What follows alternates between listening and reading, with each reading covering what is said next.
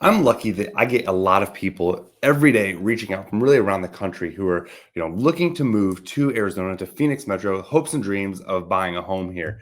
And then I get to tell them, here is how much it is going to cost you. And for a lot of people, buying a home here, well, it is not in the cards. The cost of owning a home and buying a home in today's market has become unaffordable for a lot of Americans. And that's what I'm going to cover in this video. And it's not something I really talk about often, but I think I need to address it really just with the pricing here and what we're seeing. But welcome back to the channel. It's Rich Brecklin, your favorite Arizona real estate agent with Real Broker. So I came across an article, and I'm going to share it here with you in a second.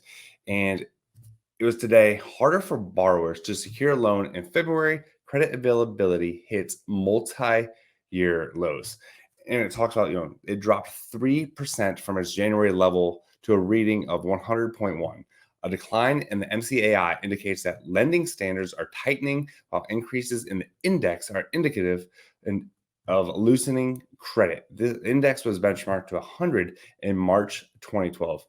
And that is just one piece of this. And I'm going to go over into some payments and what that numbers actually look like. And prices are still up. If we look here at the Cromford report, again, a report I bring up almost every video, everything is up despite credit or interest rates rising. And everyone would think, I get it, that prices will fall. And they did fall in the summer and fall when the price rates were up and people weren't used to it. Well, inventory fell too, and now prices have started trending upward. But even when they did fall, they fell from 600 to an average low of 510. 510 is still expensive when your rate is nearing 7%. So again, we had another reduction in inventory from yesterday down to 11,300. That is not helping with affordability. So when it comes to affordability, what do you want to happen? Do you want people to lose equity in their home and home prices fall? Then that hurts that market. And then when we want rates to drop, okay, rates drop again. Homes are more affordable. Well, what does that do? Again, we have the buying frenzy that we had before. So I don't know if we're going to get those home values to drop to where they were in 2019. And I'm going to pull up those numbers and what that payment looks like, because it may shock you from what you're going to pay today for the average home price.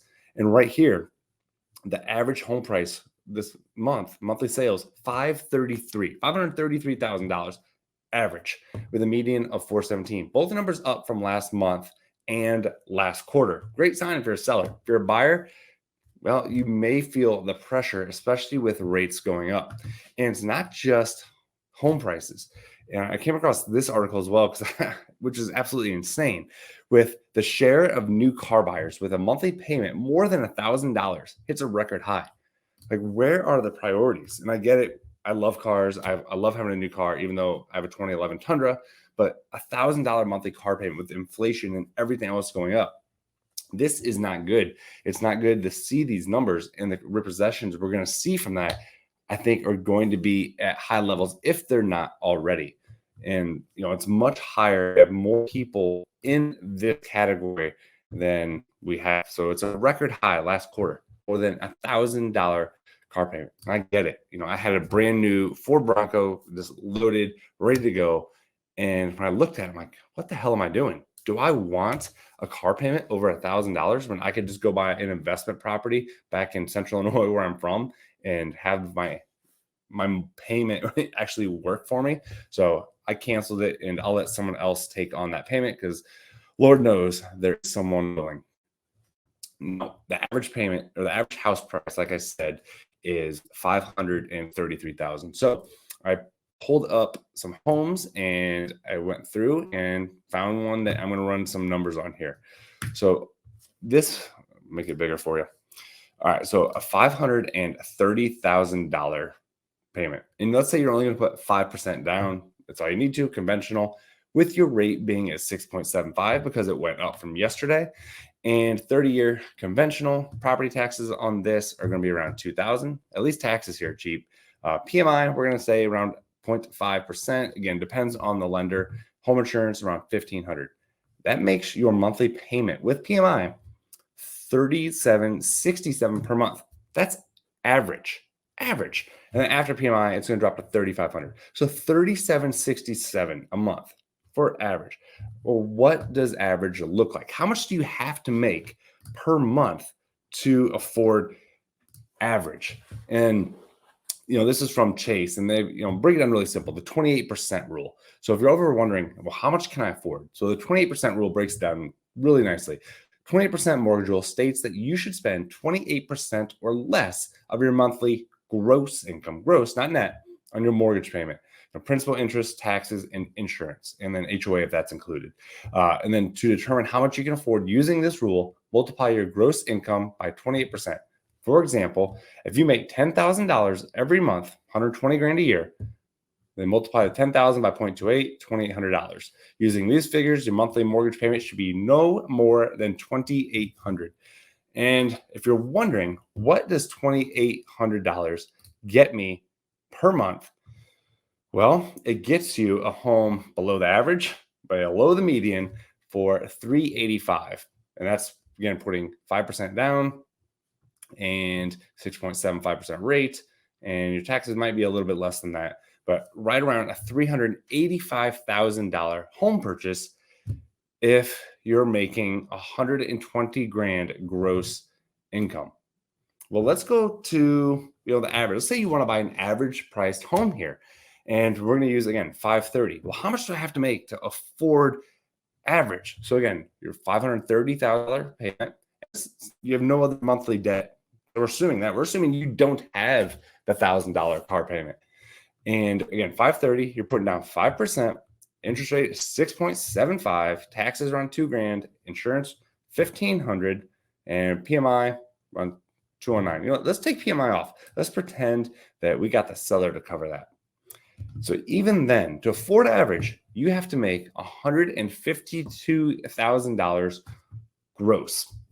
For a lot of people, that's not a problem, but is that the average? And that is not what I'm seeing. So, the middle class, when people talk about it going away and being decimated, I see it every day with my clients who I meet with. And I work with a lot of high-end clients, and this really doesn't apply to a degree, but I have some new buyers, and they're shocked when they come to find this out. So how do we, make it more affordable? And, great question. And when it comes to, that monthly payment where did we go here? Sorry. When we go to, this average monthly payment, again, $3,767 a month for average. So let's go back to before COVID. Let's go to 2019. What was it then? Now, surely income and wages weren't that far off from where they are now, but 2019, your average house here in Arizona sold for $369,000. So substantially less than the average we're at today. And the interest rate was 3.94. So just your principal and interest, you're under $2,000. You're at $1,661 and some change, give or take. So around, let's call it $1,700. $1,700 for average.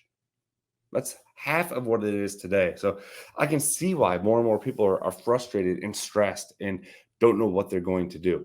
But I can't control it.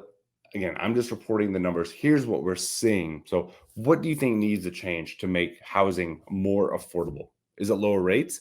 Is it the market tanking? Is it prices falling?